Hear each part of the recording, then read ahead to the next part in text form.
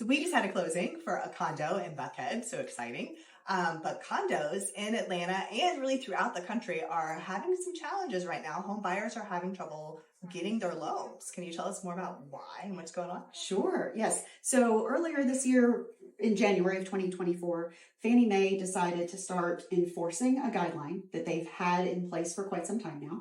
And it has to do with the master insurance for the condominium.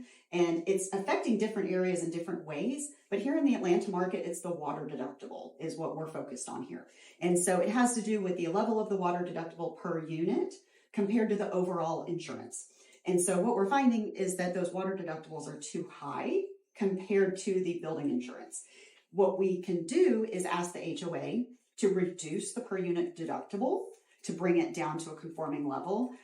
Some HOAs don't want to do that because they feel like it's going to affect their premium and therefore might affect their assessments to their condo owners.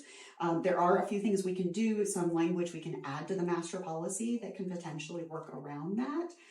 But we are hopeful that Fannie Mae is going to make some changes in the near future because it is impacting the saleability of a lot of condos in the Atlanta market. So if this is impacting a homeowners association and the condo community, what are the home buyers' options for getting financing in that community? Yes, so you might be able to find a lender who can make an exception.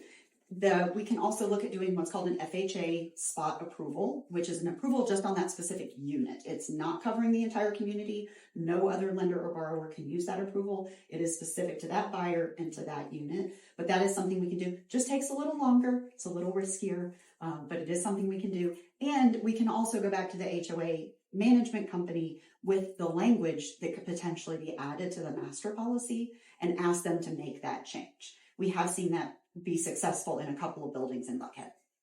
So a change from a conventional loan to an FHA loan, have the HOA change their insurance, have the HOA add language to their insurance, or I believe there's a fourth option, a non-warrantable condo loan? That is true, yes. There is such a thing as a non-warrantable condo loan. A lot of buyers may not want to go there. It requires typically a larger down payment, or it requires a higher interest rate, or a combination of both of those things. And so sometimes it can just make the loan not attractive anymore to that buyer.